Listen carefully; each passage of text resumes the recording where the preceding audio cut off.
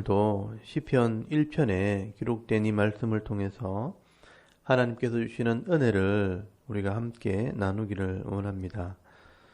오늘부터는 이제 시편의 말씀을 한 장씩 살펴보면서 은혜를 나누기를 원합니다.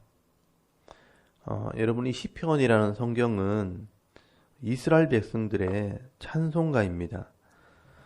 찬송이라는 말은 높이고 칭송한다라는 뜻입니다. 말씀대로 순종하는 자들에게 하나님이 도와주시고 은혜를 베푸시기 때문에 인생 중에 이 하나님의 은혜를 경험한 사람들이 하나님의 이름을 높이고 또 하나님의 이름을 칭송하는 것입니다.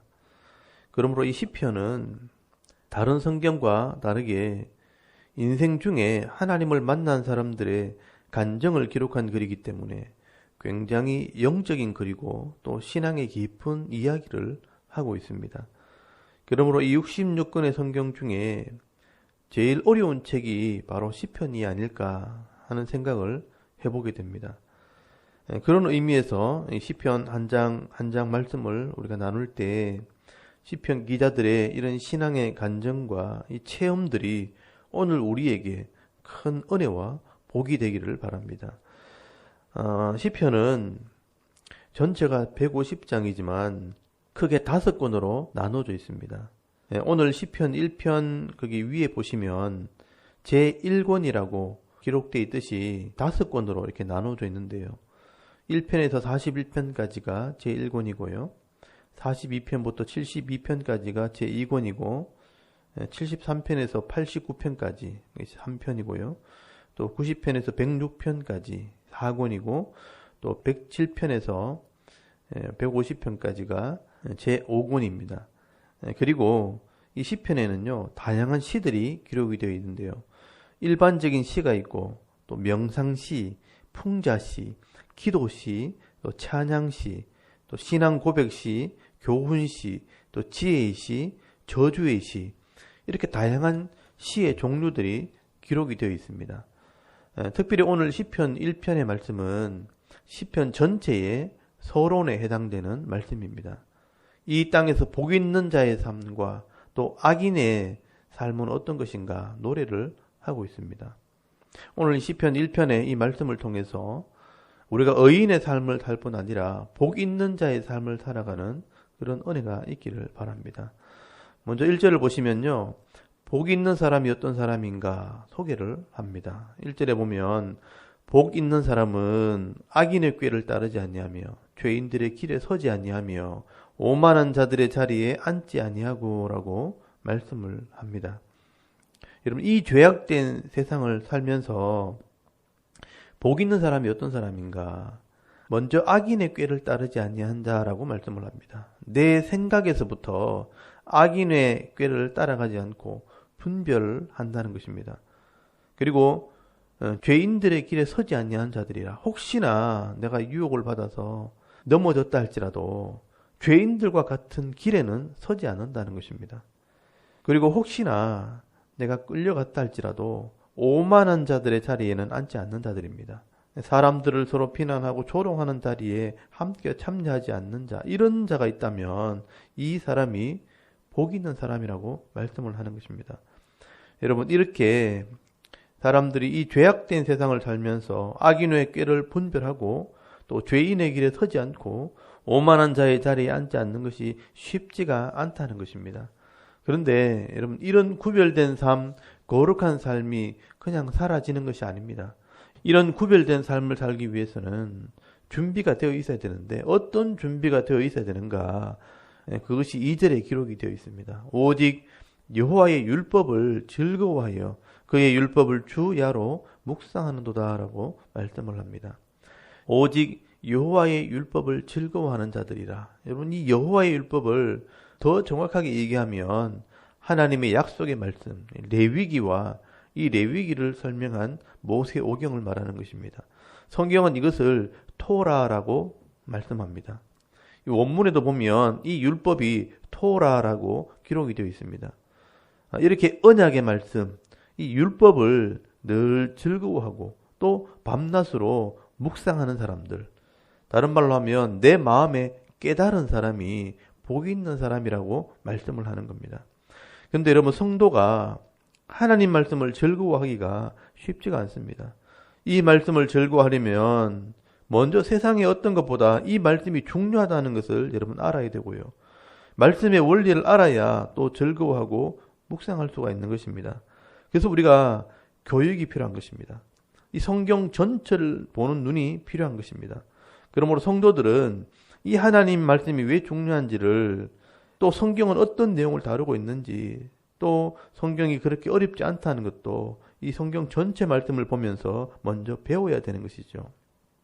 그리고 그 말씀이 실제 내 삶 속에서 행해질 수 있도록 주야로 묵상을 해야 되는 겁니다.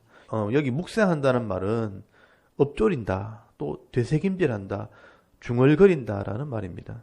이 말씀이 무슨 말씀인가? 이 말씀은 어떻게 하라는 것인가? 내 마음 속에서 계속 되새김질 한다는 것이죠.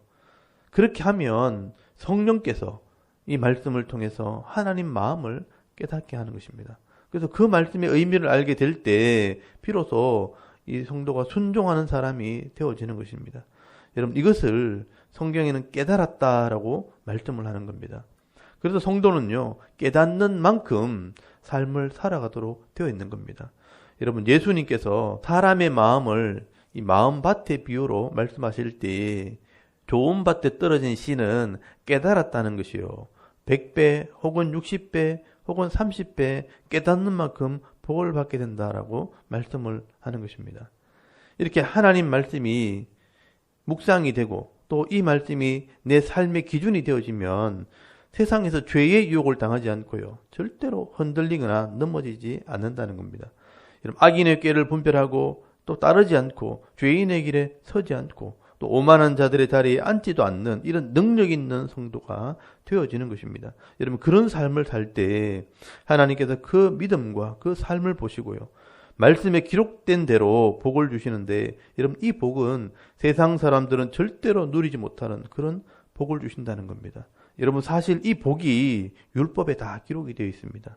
레위기 26장과 신명기 28장에 다 기록이 되어 있죠. 그래서 이 말씀대로 복을 받게 되어지는 것입니다.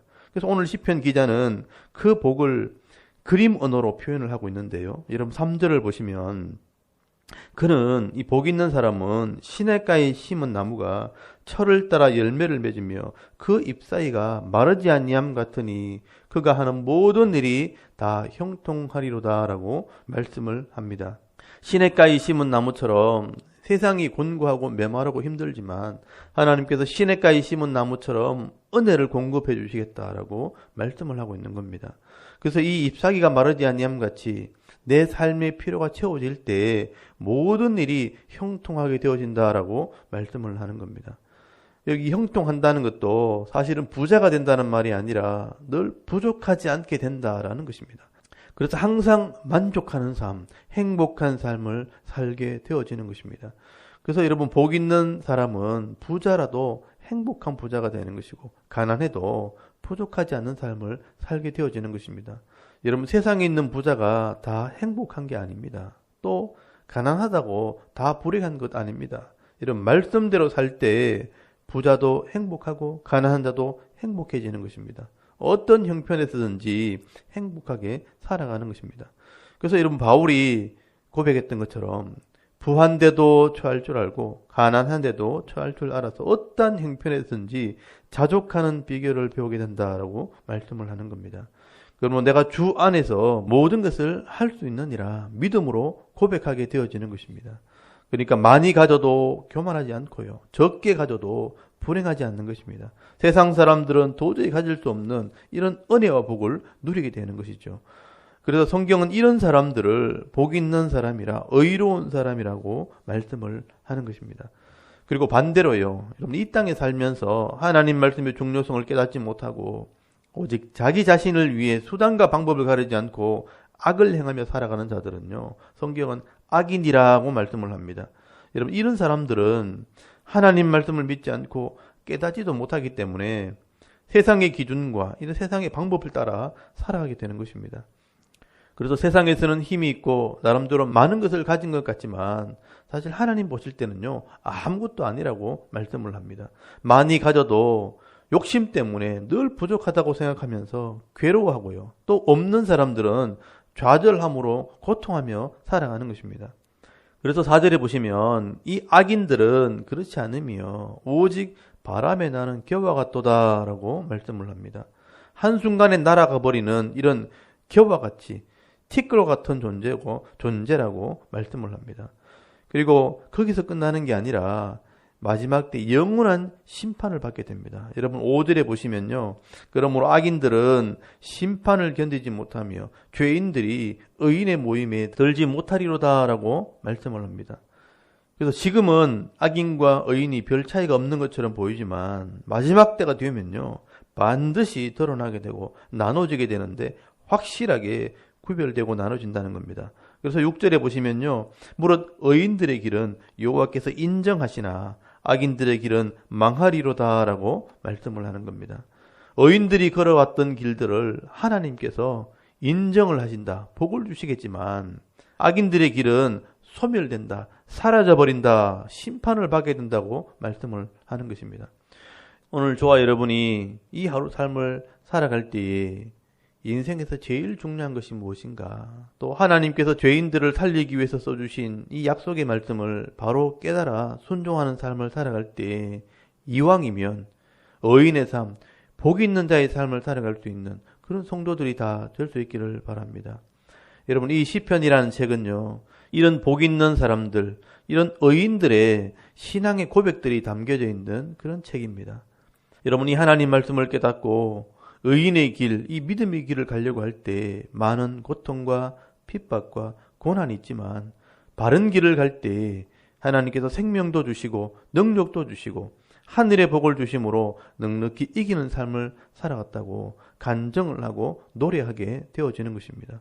여러분 오늘부터 이 시편의 말씀을 우리가 함께 나눌 때에 저와 여러분도 이런 시편의 말씀대로 신앙의 고백을 하면서 하나님의 이름을 높이고 자랑하는 삶을 살아갈 수 있는 믿음 있는 성도, 복 있는 성도가 다 될 수 있기를 주의 이름으로 축원합니다. 아멘. 우리 잠깐 기도드리겠습니다.